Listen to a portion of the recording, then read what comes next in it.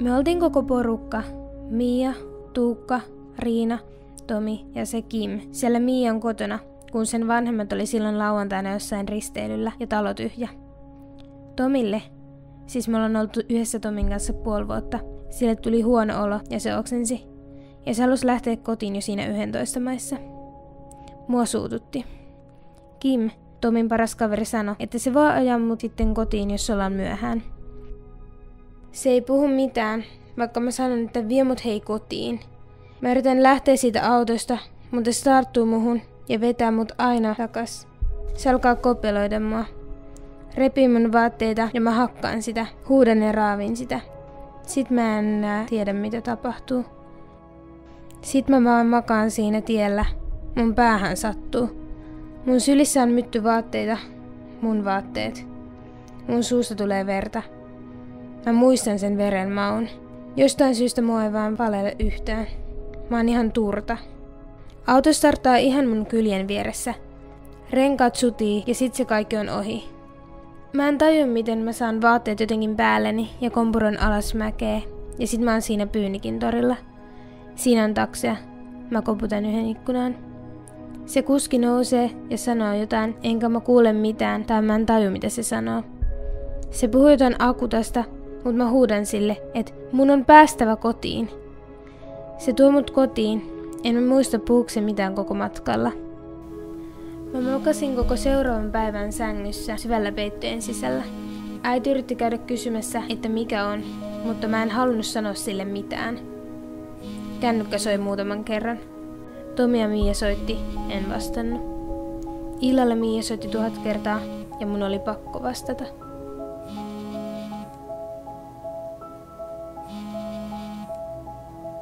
Moi. No moikka. Et oo vastannut mun mihinkään viesteihin. Mennäänkö me tänään sinne leffaan vai ei? No, en mä ainakaan tänään lähde. Oot sä kipeä vai mikä sulla oikein on? En mä oo kipeä. Mut on raiskattu.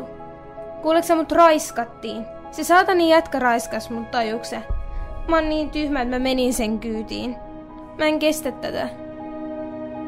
Mitä? Siis mitä? Siis ai Kimi vai?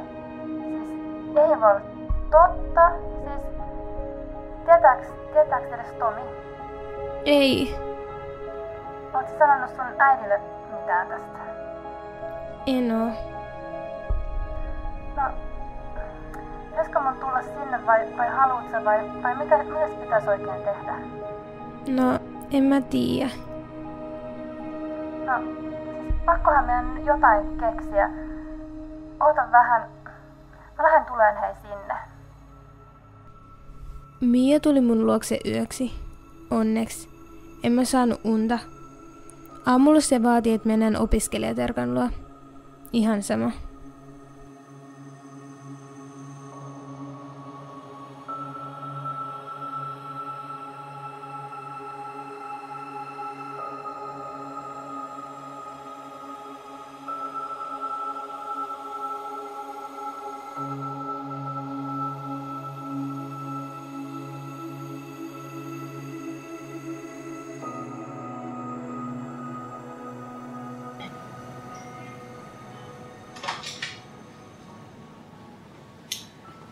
Anna. Moi. Hei, mä oon Maija. Moi Mia. Joo Mia, sä taisitkin soittaa äsken. Joo. Annan puolesta, kun varasitte tätä aikaa. Anna, mitä sä itse ajattelet? Tulisiko Mia mukaan vai jääkö hän tänne odottamaan? No, Mia kyllä lupasi ottaa tässä, että mä voin varmaan tulla yksin. Joo. Sopiiko sulle Mia? Niin Joo. me jutellaan Annan kanssa hetki täällä huoneessa ja varmaan siinä sitten jossain vaiheessa kutsutaan sinut takaisin sisälle.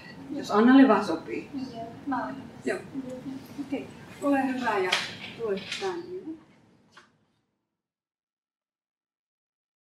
Tosi hienoa, että tulitte näin nopeasti. Me voidaan nyt tässä rauhassa jutella ja hetki ja sanot sen, minkä haluat, mitä jaksat. Ja saatan ehkä jotain tarkennuksia tässä kysellä, jotta osaan sinua parhaiten auttaa. Mutta voisitko nyt vähän kertoa, mitä viikonloppuna tapahtui?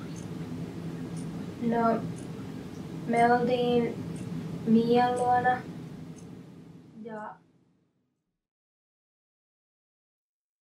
Usein uhri, niin kuin sä nyt tässä, alkaa syyttämään itseään. Se on aika tavanomaista. Mutta näin se ei ole. Sinä et ole syyllinen, vaan kyllä tässä se Kim on tehnyt väärin. Onko sä kertonut tästä vielä kenellekään muun kuin Mialle? En mä halua, että kukaan tietää. Se on ymmärrettävää, että et halua kertoa muille, mutta hyvä, että kerroit nyt minulle, jotta pystyn sua auttamaan. Ja nyt on tärkeää sun ymmärtää, että tässä asiassa sinua ei jätetä yksin, vaan järjestetään se kaikki mahdollinen apu. Tärkeintä olisi nyt, että pääsisit mahdollisimman nopeasti lääkärin tutkittavaksi. Ja samalla lääkäri ottaa sinulta näytteitä, joilla voidaan todistaa, että olet joutunut raiskauksen uhriksi. Ai nyttenkö siis? Vai mitä siellä edes tehdään? Joo. Nyt tässä ihan pian. Eli täällä Tampereella sinun ikäiset tytöt pääsevät naistentautien poliklinikalle ja siellä päivystävä lääkäri tutkii.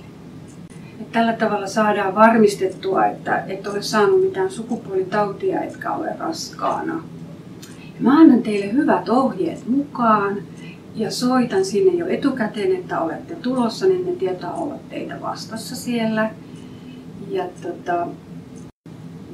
siitä jälkiehkäisypilleristä mun pitikin vielä sanoa, että nyt varmaan kannattaisi semmoinen ottaa, koska tästä tapahtuneesta on kulunut niin lyhyt aika.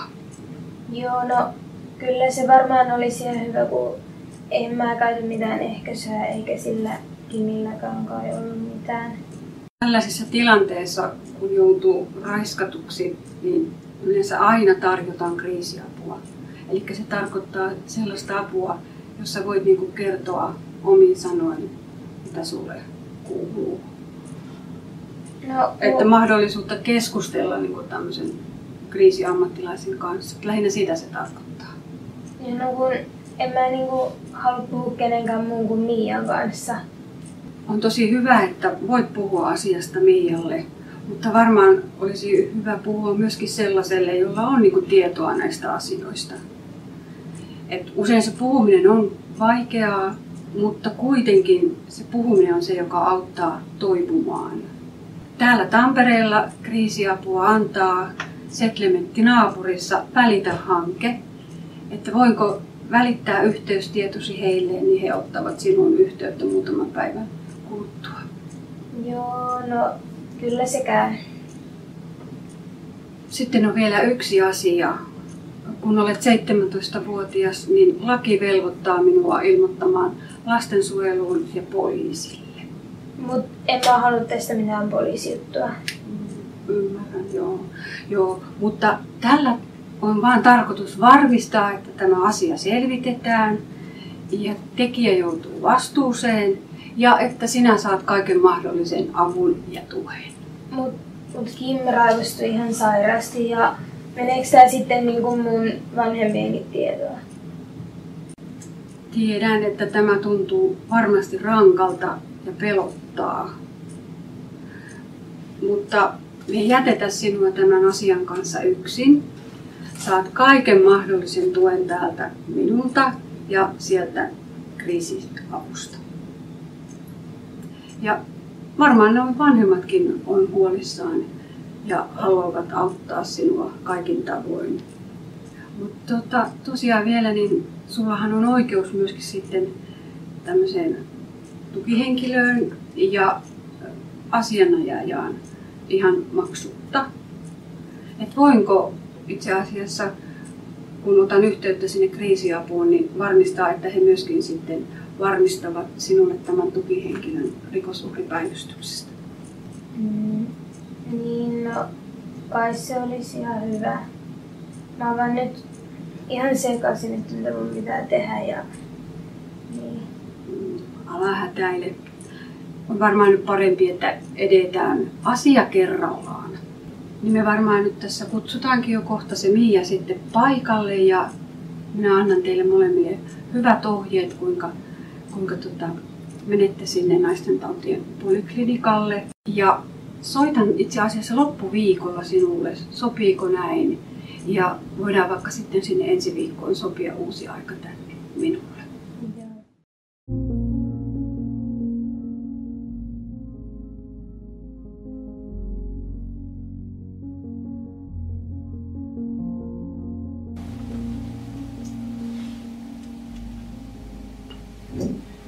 Terve!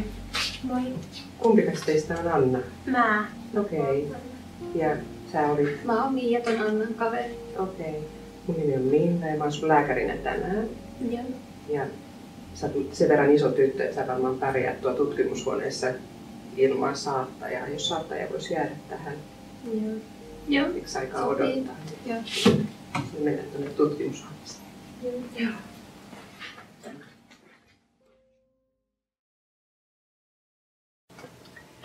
Joo. Sä varmaan haluaisit ensin kuulla, että mitä meillä tapahtuu täällä tutkimushuoneessa. Joo. Joo. Tämä meidän tutkimushuone on ensinnäkin vähän erilainen kuin muuten. Sä näet, täällä on tuolla noin videokamera, joka tarvittaessa, jos sä annat siihen luvan, niin äänittää tämän tutkimuksen, jotta me voidaan saada siitä tarkka tieto, että mitä sä kerroit meille täällä, kun tämä on se poliisin pyytävä tutkimus. Okei. Joo. Ja antaisitko sä luvan siihen, että me alettaisiin videoimaan heti tässä vaiheessa? No kai se käy. Joo.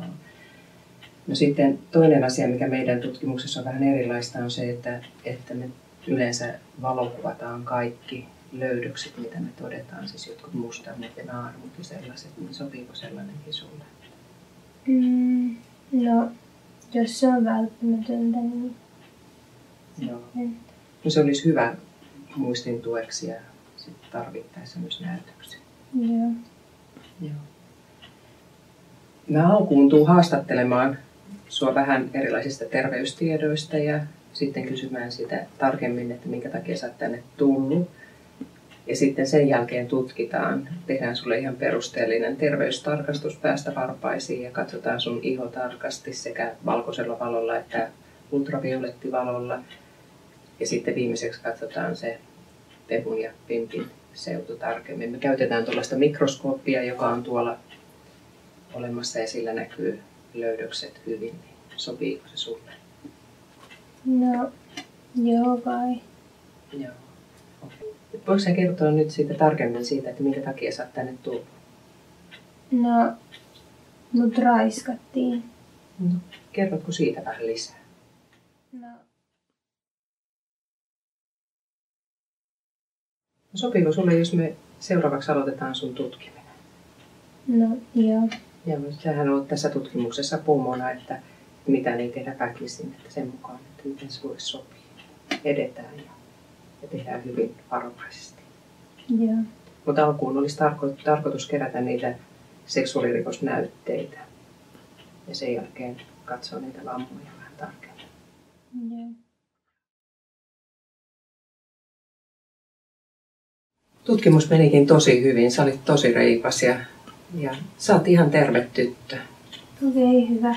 Että sellainen asia sua saattaa kiinnostaa tulevaisuudessa, että kun sä menet seuraavan kerran gynekologille, kun gynekologilla aina välillä täytyy naisten käydä, niin kun sä meet sinne, niin gynekologi ei tule huomaamaan susta mitään, että sulle olisi tapahtunut jotain tällaista. Joo. Että sä oot ihan terve tyttö. Okei, se on niin hyvä kuulla. Hmm.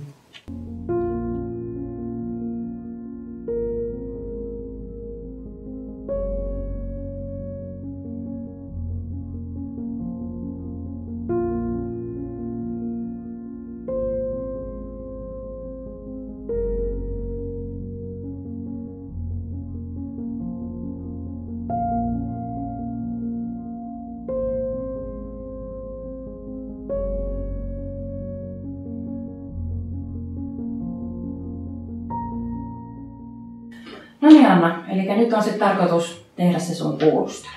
Eli mä haluan tietenkin, että sä mahdollisimman tarkasti kerrot mulle mitä tapahtui ja Mä luultavasti tuun esittämään sulle joitakin kysymyksiä ja mä kirjaan sen sun kertomana tänne kuulustelulomakkeelle. Nyt ihan alkuun tietenkin haluan kertoa, sulla on tiettyjä oikeuksia ja velvollisuuksia tässä asiassa. Ja mä kuulen sua asianomistajana. Ja asianomistajana sä oot totuusvelvollinen. Mutta sun ei ole pakko kertoa mitään, jos sä et halua. Tässä kuulustelussa sulla on oikeus käyttää avustajaa, eli asianajajaa. Sulla on jo läsnä tukihenkilö täällä. Lisäksi sulla on oikeus myös pyytää tänne kuulustelutodistaja. Ja koska nyt kyseessä on seksuaalirikos, niin tuomioistuin voi määrätä sulle tämän avustajan, eli asianajajan, tähän esitutkintaan, jos sulla on vaatimuksia tässä asiassa. Sulla on myös oikeus saada korvausta valtion varoista, eli silloin se menee rikosvahinkolain perusteella, esimerkiksi juuri kärsimyksestä. Eli kerrotko nyt ihan aluksi, ihan omin sanoin, että mitä silloin lauantai-iltana oikein tapahtui?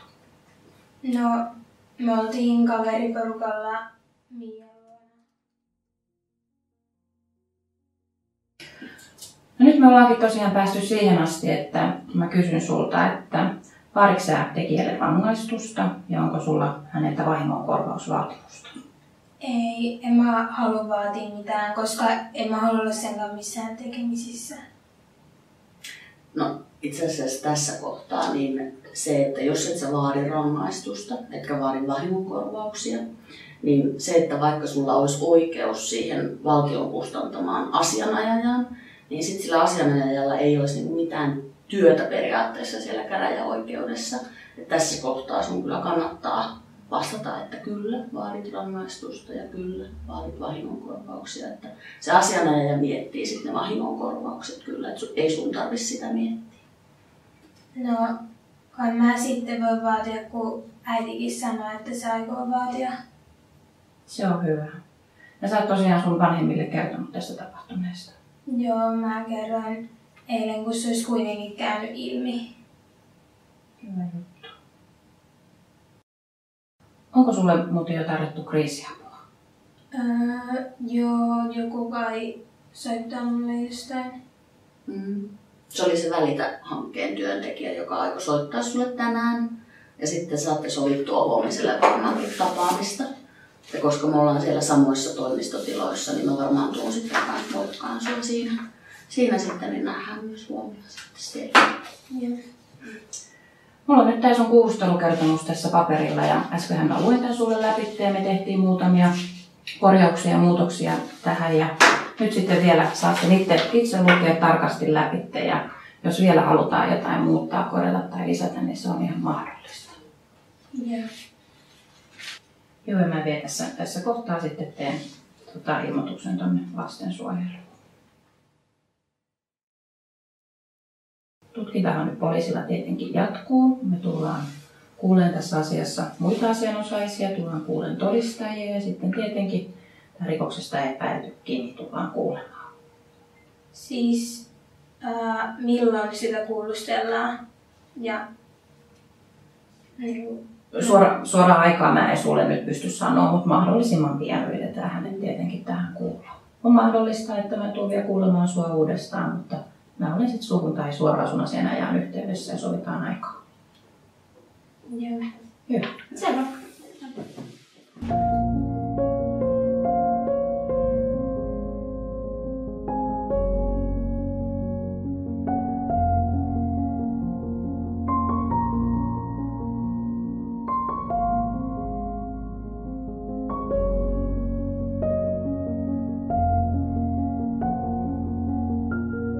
Mä kaadan meille kummallekin vähän vettä, koska suu kuivuu tässä kohtaa näissä olotiloissa, niin on hyvä, että ota vaan välillä siitä vettä juotavaksi. Ja mehän eilen puhuttiinkin puhelimessa jo sun kanssa ja miten sä osasit tulla tänne? No ihan hyvin me löydettiin, että vähän siinä verotoimiston pihalla harhailtiin. Okei. Me edetään tosi rauhallisesti ja ihan sun tahtiisi. Se, että mitä sä jaksat puhua, niin se on ihan ok näin. Ja nyt tärkeää tässä ensimmäisellä kerralla, kun tavataankin, että sä puhuisit sellaisista, miltä susta nyt just tuntuu tällä hetkellä, niitä oloja. Ja sitten, jos sun tulee oikein vaikea olo tässä välillä, niin sano mulle vaan heti. Koska sitten meillä on erilaisia keinoja, millä rauhoitetaan sitä sun oloasi. Ja niin sitten, miten sä oot voinut nyt tässä näiden muutamien päivien aikana? No, mä en oikein saanut nukuttua, enkä pysty oikein keskittyä mihinkään, kun se pyörii mun mielessä koko aika. Ja ei ole ihme tuollaisen tilanteen jälkeen niin, että pyörii ne asiat mielessä. Ja siksi just onkin tärkeää, että tässä kohtaa me puhutaan sun kanssa niistä asioista ja ne voi olla tosi vaikeita puhua.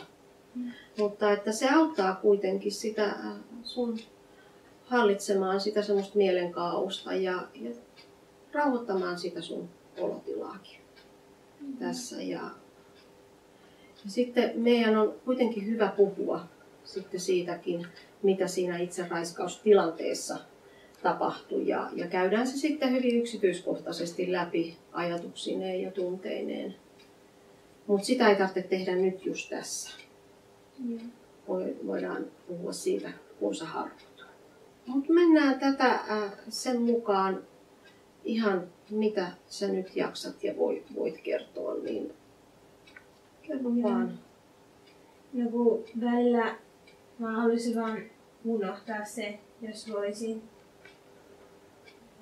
Mä en ole voinut mennä kouluun, jos ne vaikka tietäis, jos se saatan jätkä olisi kertonut niille.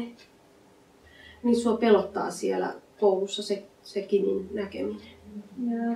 Vielä enemmän ahdistaa, jos Tomi saisi tietää. Mä pelottaa, että se jättää mut.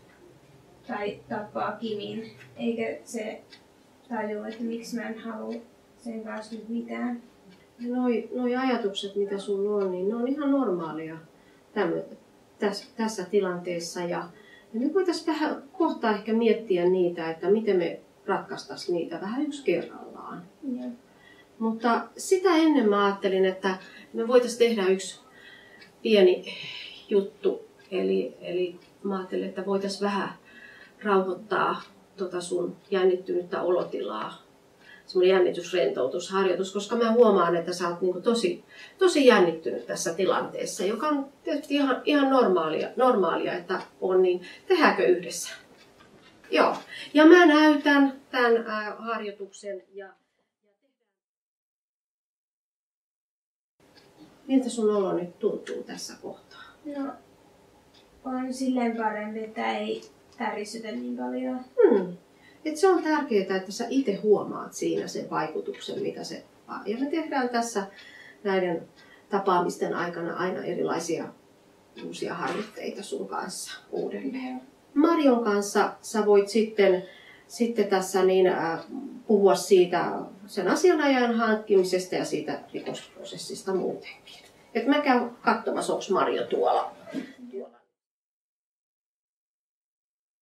Me tullaan sopimaan tässä lähiviikkoina sun kanssa aika tiiviisti näitä käyntejä tänne. Ja sitten vielä se, että tuonne nuorisopsykiatrian poliklinikalle, niin mä laitan sinne sitten lähetettä jo hyvissä ajoin, koska sielläkin aina aika pitkään kestää se ennen kuin tulee se aika. Mutta siihen asti niin sä käyt tässä mun luona ja tuut vaan semmoisissa oloissa kun oot.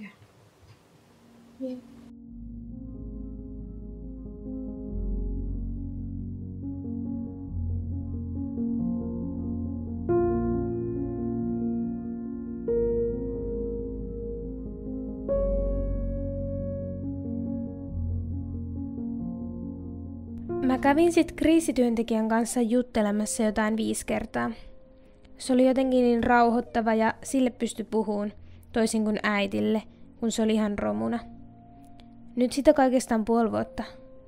Mä käyn vielä nuorisopsykiatrin polilla yhden hoitajan luona kerran kuussa. Se kriisityöntekijä sai mut puhuttua sinne. Ihan vaan siksi, että mulla on edelleen inhottavia painajaisia. Muuten mä oon ihan ok. Se Kim joutui lähteä meidän koulusta. Mä en edes tiedä, mitä sille tapahtui, enkä haluukaan tietää. Onneksi mulla oli silloin Mia. Se on yhä mun bestis. Tomille mä pystyin kertoa sen jutun heti samalla viikolla. Se oli ihan rakena ja mä luulin, että se tappaa Kimin. Tomin kanssa menee nyt kumminkin taas ihan hyvin. En mä uskalla kävellä vieläkään syrjemmässä yksin. Autojen ääntä mä säikähdän, etenkin jos renkaat vinkuu. Vieläkin on vaikea keskittyä. Siksi Välitän kriisityöntekijä kannusti mua vielä menemään niillä nyt keväällä alkavaan tukiryhmään raiskatuille naisille, kun se soitti tällä viikolla ja kyseli mun kuulumisia. Se oikeudenkäynti on kai vielä tulossa, vaikka siitä jutusta ei ole kuulunut mitään. Se mua vielä vähän ahdistaa, mutta onneksi mulla on tukihenkilö, joka sanoo, että ei mun kannata siitä vielä stressata. Ei se tapahtunut koskaan häviä tai unohdu, mutta ihan joka päivä mä en sitä enää onneksi muista.